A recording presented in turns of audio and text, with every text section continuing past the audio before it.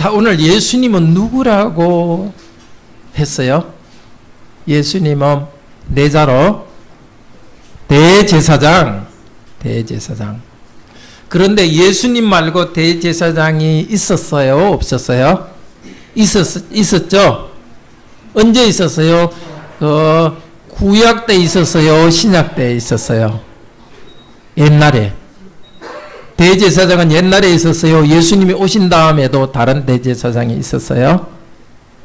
구약에만 있었죠? 근데 예수님 대제사장하고 구약에 있는 사람 대제사장하고 예수님하고 어떻게 다를까요? 같은 것도 있고 다른 것도 있어요. 대제사장은 뭐 하는 거겠어요? 제사장이니까. 맞아요. 제사를 드리죠. 그렇죠. 구약의 대제사장은 뭘 가지고 제사를 드렸죠? 동물이나 양 가지고 제사를 드렸어요. 예수님은 뭘 가지고 제사를 드렸어요? 자기 자신을 가지고 제사를 드렸어요. 어디서 제사를 드렸죠? 예수님은? 맞아요. 예루살렘에서 십자가에서 제사를 드렸죠. 그 제사는 우리 죄를 용서하기 위해서 제사 드렸죠. 우리가 죄인이니까 하나님께 벌 받아야 되는데 예수님께서 대신해서 벌 받아 주셨어요. 또 하나 구약 대제사장하고 예수님하고 비슷한 게 있어요. 그거는 둘 다 하나님이 임명해 주셨어요. 자기가 원한다고 대제사장 된 게 아니라 하나님이 임명해 주셨어요. 자, 근데 예수님께서 우리를 대신해서 제사를 드리기 위해서는 사람이 되어야 되겠어요? 안 되겠어요? 사람의 죄를 용서하기 위해서는 사람이어야 될까요? 사람이 아니어도 될까요? 사람이어야 돼요. 왜냐하면 사람의 죄를 용서하기 위해서는. 그래서 예수님은 하나님이면서도 사람이 되셨어요. 사람을 위해서 제사를 드리기 위해서 하나님께 제사를 드리지만 사람을 위해서 제사 드리기 위해서 사람이 됐어요. 사람이 되셨기 때문에 우리한테 좋은 게 있어요. 우리 죄도 용서하시고 또 하나는 우리 마음을 알아요. 사람이 됐기 때문에. 무서울 때도 알고 병이 걸렸을 때 갑자기 장염이 걸렸을 때 입원했을 때 아플 때 얼마나 아플까 예수님 그것도 다 알아요. 그리고 또 우리 마음속에 죄의 유혹이 일어나는 것도 다 알아요. 알고서 화를 내시느냐? 예수님은 불쌍히 여겨주세요. 자, 그런 예수님이 우리한테 있습니다. 우리 위해서 제사를 드리고 우리 아픈 것을 이해하고 죄 짓는 것도 이해하시고 그래서 우리 죄를 용서하시고 우리 마음을 알아주세요. 그런 예수님이 있으니까 어떻게 해야 되겠어요? 우리는 예수님 때문에 큰 좋은 것을 받을 수 있어요. 어떻게 하면 예수님이 주신 좋은 것 받을 수 있을까요? 죄 용서 받고 예수님이 우리 마음을 이해해 주는 것 좋은 것 받을 수 있을까요? 우리가 할 일은 뭘까요? 네? 예수님 앞에 나가야 되겠죠? 어떻게 예수님께 나아갈 수 있을까요? 기도하면서 예수님께 나아갑니다. 예수님께 기도하며 나가고 예수님을 통해서 하나님께 나갑니다. 이 좋으신 예수님 오늘 배웠습니다. 앞으로도 예수님이 우리를 위해 하신 일을 배우고 기도하면서 예수님께 나아가서 예수님이 주시는 좋은 것 많이 받아요. 마음 아플 때 예수님이 내 마음 안 아프게 해주고 또 죄 짓는 마음이 일어날 때 죄를 이길 수 있는 힘 주고 그런 것들을 여러분이 알기를 바라요. 실제 그런 것을 한번 해보기를 바라요. 체험해 보기를 바랍니다. 계속해서 우리 하나님 말씀을 들읍시다.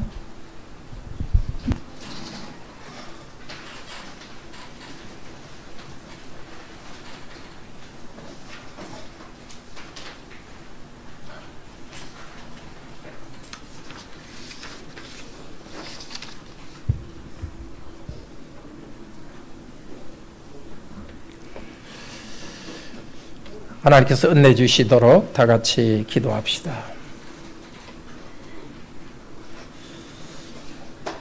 저희 죄를 용서하시고 다시 하나님께 은혜 받을 수 있는 이곳, 말씀 받을 수 있는, 들을 수 있는 이곳까지 인도해 주셔서 감사합니다.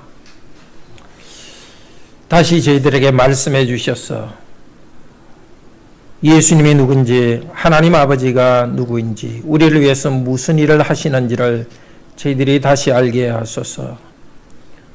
우리가 얼마나 큰 은혜를 받는지, 어떻게 하면 이 은혜를 받을 수 있는지 다시 알게 하여 주소서.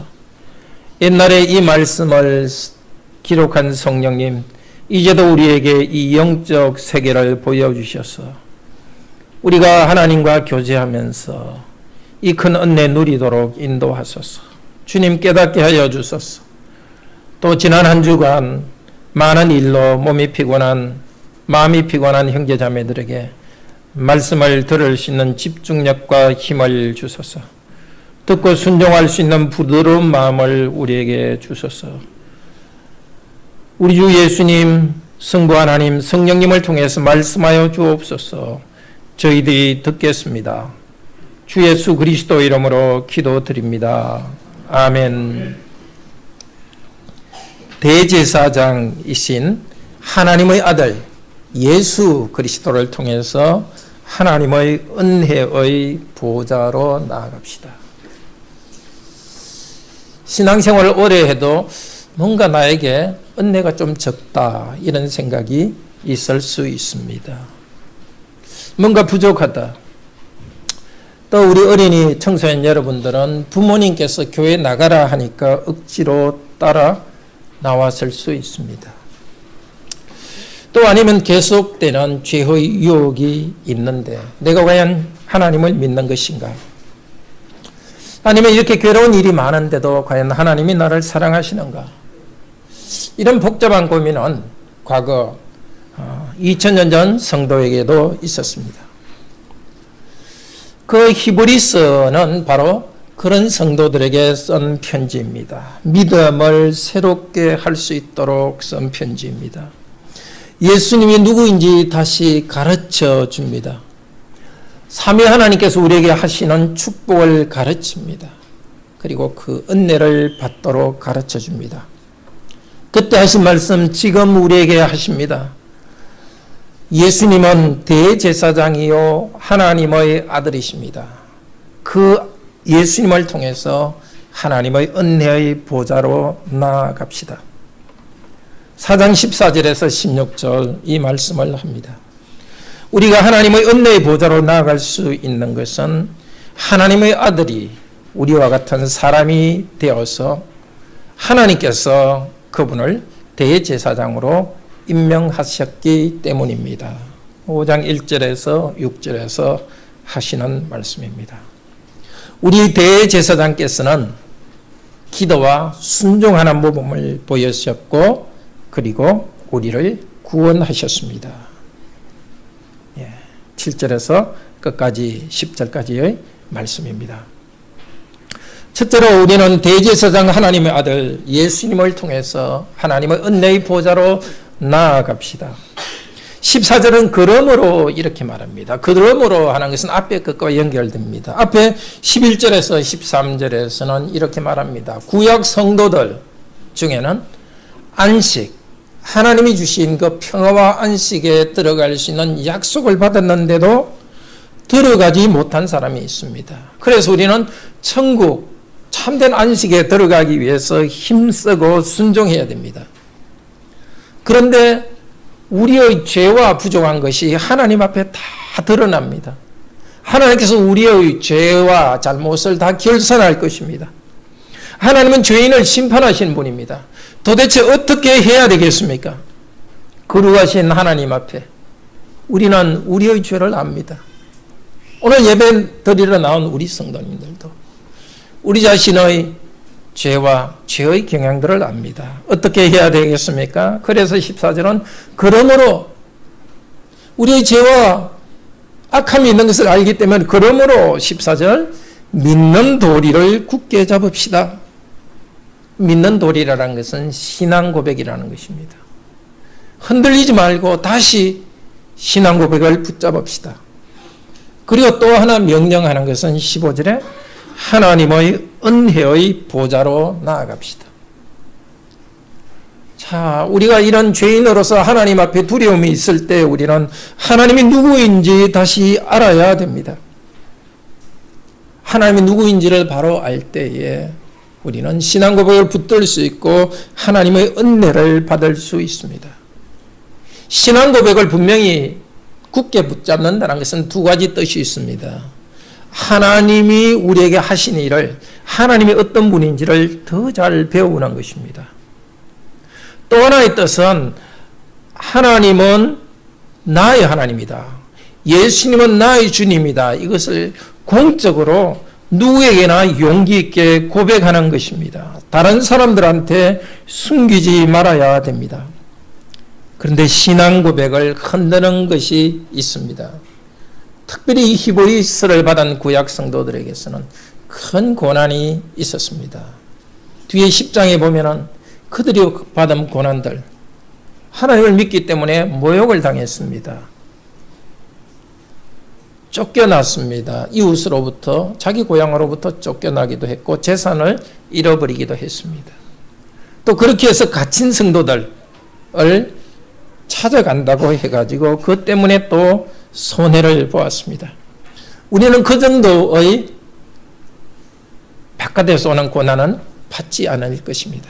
그렇지만 우리 성도님 각자에게는 누구든지 그런 바깥의 어려움 때문에 정말 신앙 고백이 흔들리는 경우가 있을 것입니다.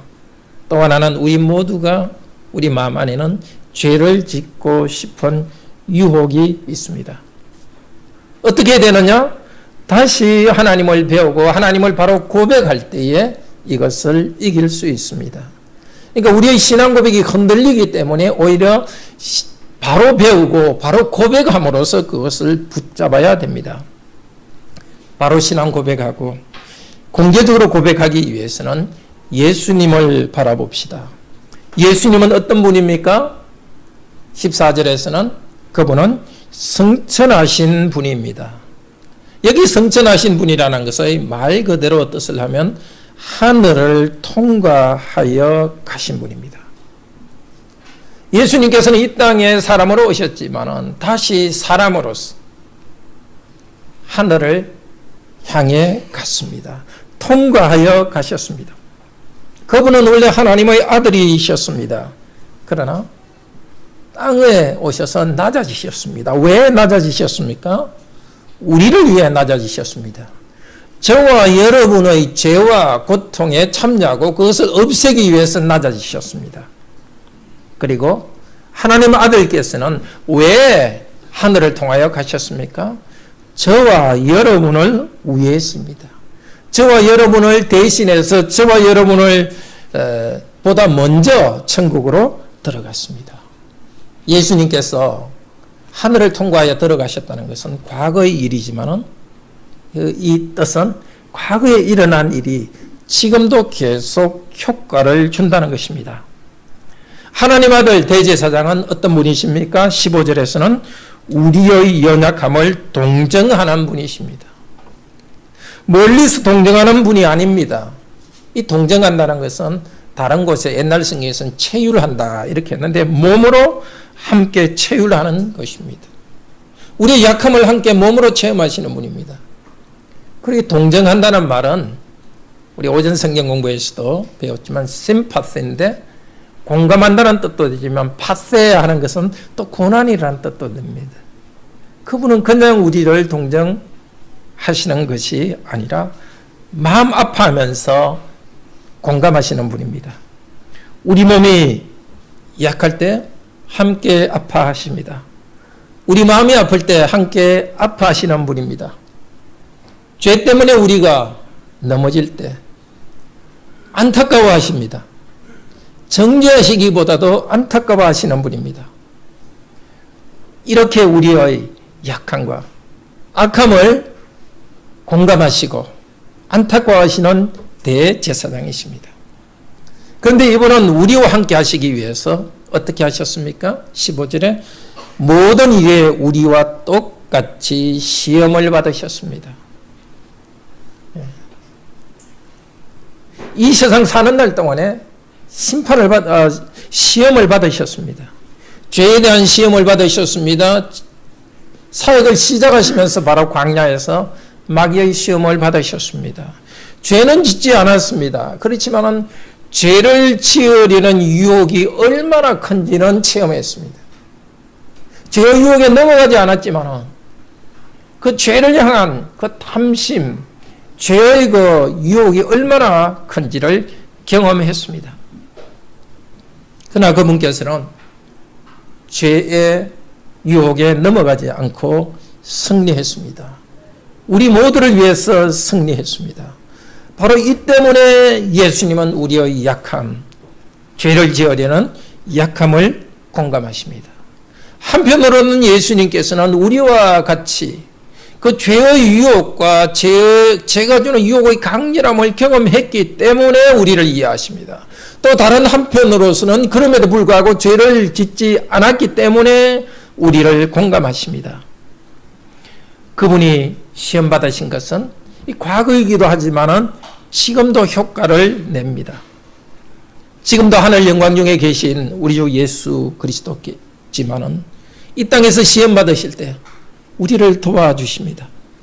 우리 대제사장께서는 멀리서 죄 용서받으라 그렇게만 하지 않으시고 우리가 이 땅에서 고통과 죄로 인해서 씨름할 때 우리와 함께 공감하시는 분이십니다. 그래서 16절은 따라서 하나님의 은혜의 보좌 앞으로 담대히 나아갑시다. 이런 예수님을 다시 우리가 알았습니다. 우리를 정죄하시기보다도 죄에 대해서 아파하시는 하나님, 시험을 받으셨지만 이기셨던 예수님, 그 예수님이 계신 것을 알았으니까 하나님의 은혜의 보좌 앞으로 나아갑시다. 이 보좌라는 것은 옛날 구약 성전과 성막에 있는 한 장소를 말합니다. 이 성도님이 계신 곳을 성소라 이라면 성전의 앞쪽 부분인데 뒤쪽 부분은 안쪽은 지성소라 하죠. 지성소 안에 보면 언약궤가 있고 언약궤 뚜껑에는 천사 2명이 조각되어 있습니다. 이 천사 2명이 조각된 언약궤 뚜껑을 하나님의 보좌라 그렇게 합니다. 그것을 갖다 속죄소라 말하기도 하고 시험소라 말하기도 하고 하나님의 보좌라고 합니다. 하나님께서는 이스라엘 백성과 말할 때 그곳에서 말하셨습니다. 하나님 보좌라 말한 이유는 하나님께서 하늘에서 온 세상을 다스리는데 하나님의 백성에게 그것을 알도록 하기 위해서 땅의 한 곳을 하나님의 보좌에 대한 상징으로 주셨습니다. 땅의 한 곳에 하나님의 보좌에 대한 상징이 있습니다. 그렇지만 실제 하나님이 다스리는 보좌는 하늘에 있습니다. 하나님의 보좌에 우리가 그냥 나간다면 우리는 무서워서 두려워서 나갈 수 없습니다. 그 죄가 없으신 영광스러운 하나님 앞에 우리가 어떻게 나가겠습니까? 그래서 오늘은 은혜의 보좌라고 강조합니다. 거룩하신 하나님은 바로 우리의 대제사장 예수 그리스도와 함께 계십니다. 그리스도의 은혜가 보좌를 감싸고 있습니다. 예수님께서는 지금도 죄인인 우리들의 죄를 용서하시는 분으로서 하늘에서 계십니다. 그래서 우리는 하나님께 담대히 나아갑시다. 확신 있게 나아갑니다. 왜? 예수 그리스도를 의지하여 나아갑니다. 나 자신을 보고 하는 것이 아니라 예수 그리스도께서 하시니 우리와 함께 죄의 유혹을 받으셨으나 죄를 이기신 예수님, 우리 위해서 죽으시고 부활하신 예수님, 오직 예수님을 의지하여서 하나님께 나아갑시다. 예수님의 이름을 부르며 하나님께 나아갑시다. 심판하실까 두려워하지 말고 나아갑시다. 하나님께 긍휼을 받기 위하여서 긍휼과 때를 따라 돕는 은혜를 받기 위해서 나아갑시다. 이 긍휼이라는 것은 구약 성경에서 이야기하는 하나님의 언약적인 사랑입니다. 우리가 어떤 자격이 있어서가 아니라 하나님 쪽에서 우리를 일방적으로 사랑하셔서 언약 사랑을 주셨고 끝까지 하나님은 우리를 사랑하십니다. 이 은혜를 받기 위해서는 우리는 예수 그리스도의 이름을 부르며 하나님께 나아갑니다. 하나님께서는 우리에게 매 순간 필요한 도움과 은혜를 주십니다. 특별히 우리가 바른 신앙 고백을 하도록 우리를 도우십니다. 그 고백대로 살아가도록 도와주십니다. 우리가 연약할 때, 우리의 믿음이 흔들릴 때 우리 스스로 잊지 말고 하나님께로 나아갑시다. 형제자매님들은 지금 그 하나님의 은혜를 체험하고 있습니까? 그러면 참으로 감사합니다. 하나님을 바로 알고 있기 때문에 그 은혜를 누리고 있습니다. 하나님의 은혜를 체험하지 못합니까? 하나님의 도우심을 체험하지 못합니까? 다시 하나님의 말씀을 잘 배우면서 신앙 고백을 새롭게 합시다. 예배에 참석해서 말씀을 잘 배웁시다. 하나님의 말씀을 의지하여서 예수님이 누구인지 알고서 하나님의 은혜의 보좌 앞으로 나아갑시다. 어떻게 우리가 하나님의 은혜의 보좌로 나아갈 수 있습니까? 기도하면서 나아갑니다. 영적으로 우리의 영혼이 하나님께 나아갑니다. 예수님이 들어가신 영적 세계로 들어가서 우리는 하나님을 만납니다. 왜 이렇게 믿음이 흔들리는가? 왜 이렇게 우울하지? 왜 이렇게 건강이 좋지 않지? 왜 이렇게 일이 풀리지 않는가? 그렇게 고민만 하고 있지 마십시오. 기도하십시오. 하나님을 더 잘 알게 해 주십시오. 예수 그리스도를 더 잘 알게 해 주십시오. 그리고 묵상하십시오. 예수 그리스도를 통해서 하나님이 주신 복을 묵상하십시오. 하나님은 때를 따라 도와주시는 분입니다. 언제가 그 때입니까? 지금이 바로 그 때입니다. 지금이 바로 그 때입니다. 이사야서 49장에서는 보라, 지금은 구원의 날이로다. 보라, 지금은 은혜 받을 때요. 보라, 지금은 구원의 날이로다. 지금이 언제입니까? 하나님께서 말씀하시는 이때입니다. 지금은 구원받을 때다 말하는 그때가 바로 구원받을 때입니다.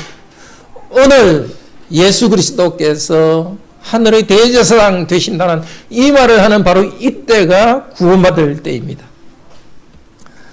오늘 말씀을 듣고 기도하는 바로 오늘이 구원의 은혜를 받을 때입니다. 우리가 듣는 것을 내일로 미룬다면, 기도하는 것을 내일로 미룬다면 말씀을 더 이상 듣지 못하는 밤이 올 수가 있습니다. 기도하며 보좌에 나아가는 것을 미룬다면 문을 닫으실 날이 있습니다. 아무리 두드려도 헛된 날이 올 수가 있습니다.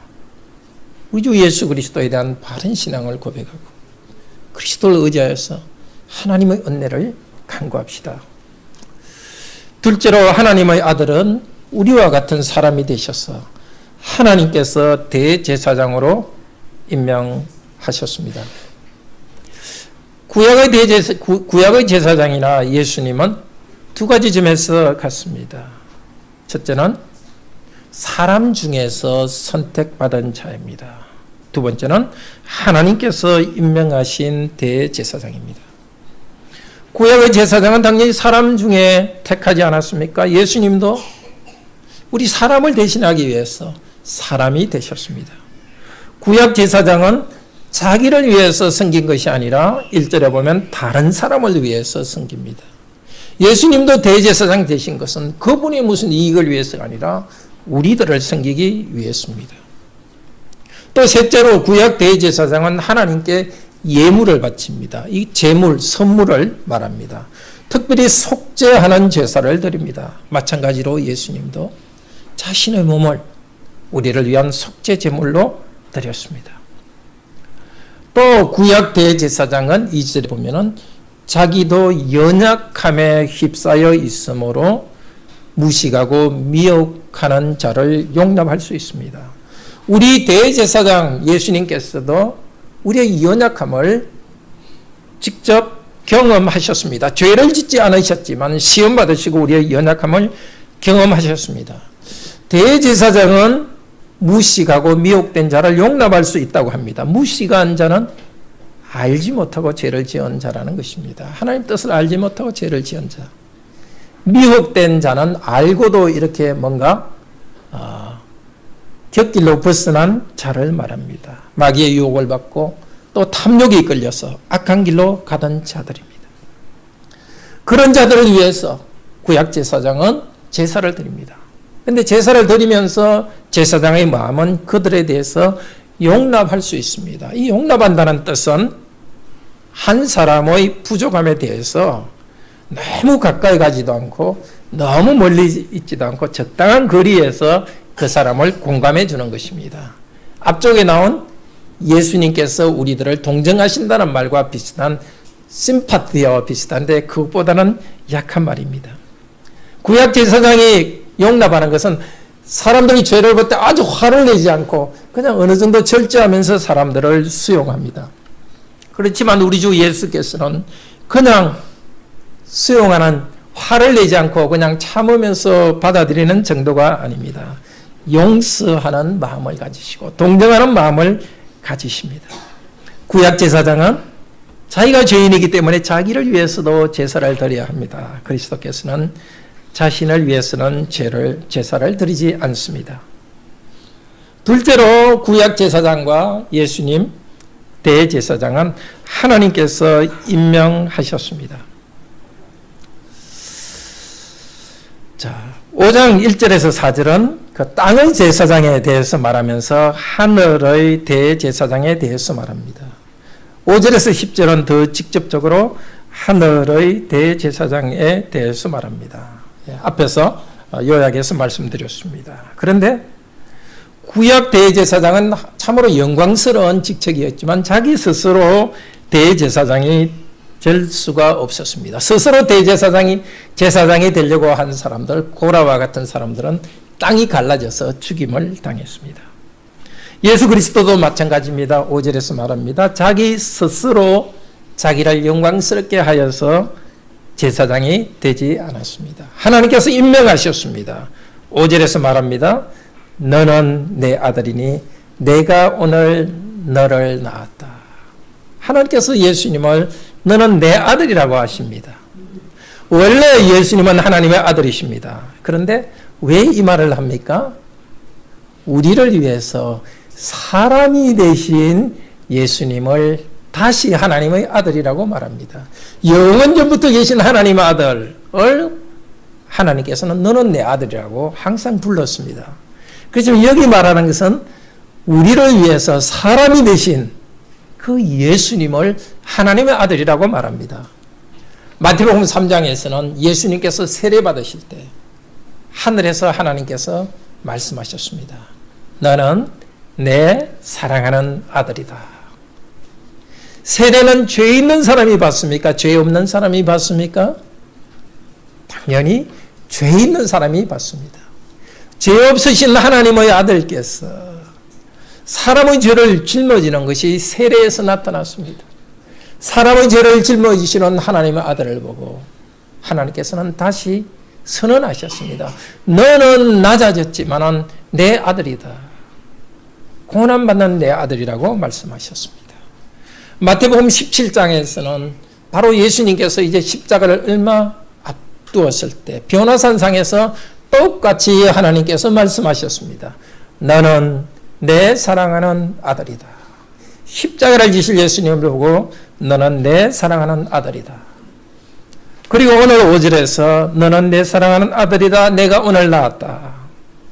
이것은 예수 그리스도께서 부활하신 다음에 하늘로 오게 하셔서 하늘에 계신 아들 하나님에 대해서 너는 내 사랑하는 아들이라고 말씀하십니다.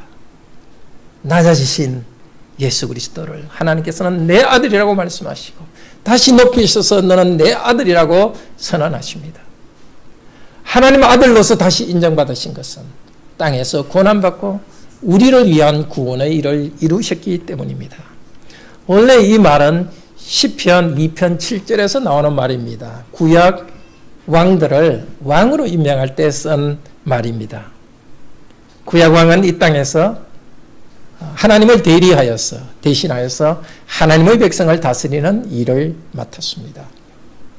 마찬가지로 예수님께서는 하나님과의 관계 속에서 아들이지만은 이 땅에 있는 하나님의 백성을 다스리는 왕의 역할을 하기 때문에 이 땅에서 너는 내 아들이라고 이야기하셨습니다. 그러니까 아들이라 말할 때는 두 가지 뜻이 있는 거죠. 하나님과의 관계 속에서 아들이고 하나님의 일을 하는 왕의 일을 하는 아들이기도 합니다. 예수님께서는 낮아지신 아들이 되셨고 다시 높아지셨습니다. 자, 하나님께서 예수 그리스도를 높이신 다음에 6절에서 다시 말씀하십니다.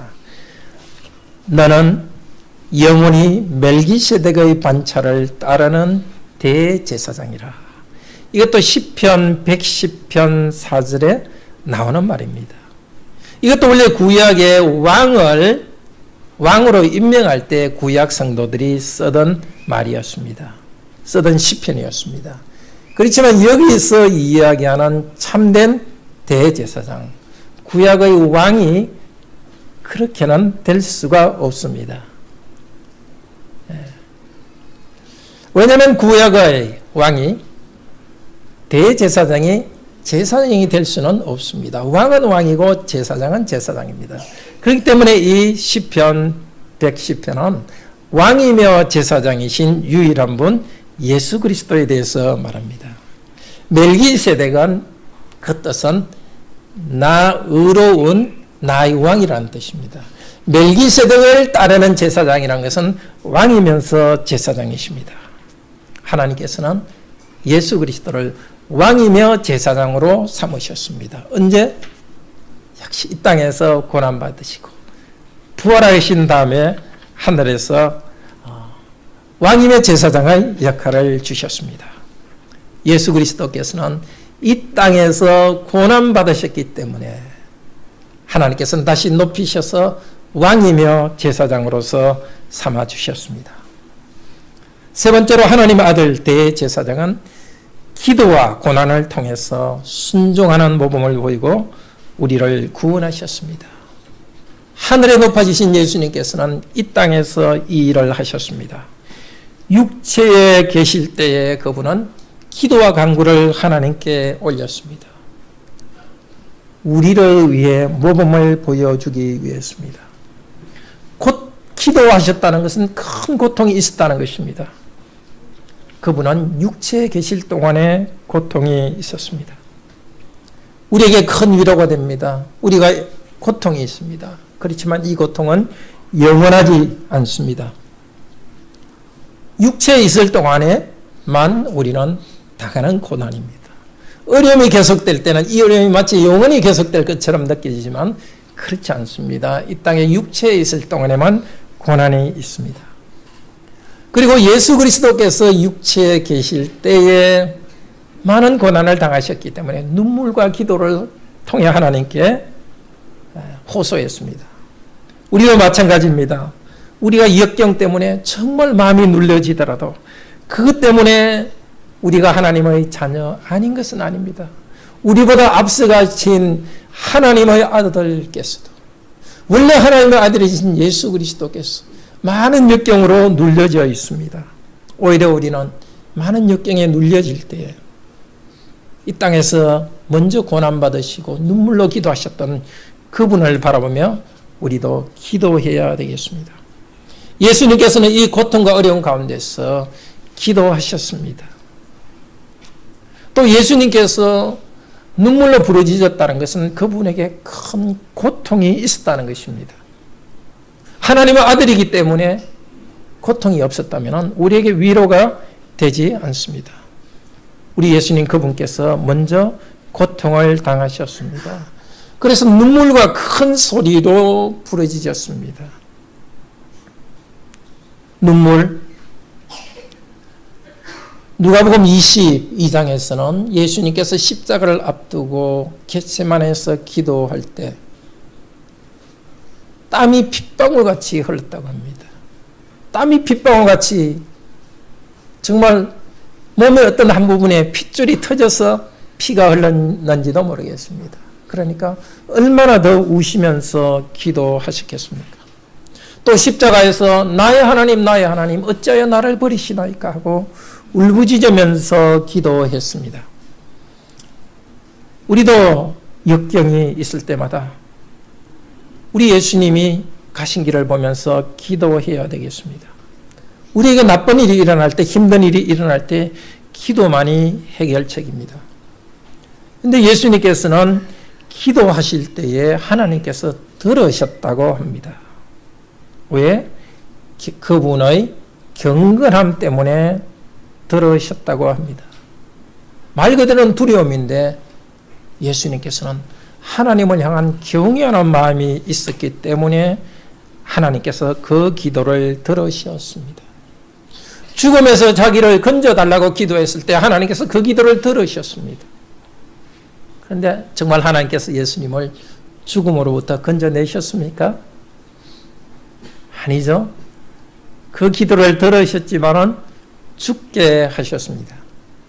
하나님께서 예수님의 기도를 들으신 것은 예수님이 죽음으로부터 구원해달라고 기도했지만 죽음으로 가게 하셨습니다.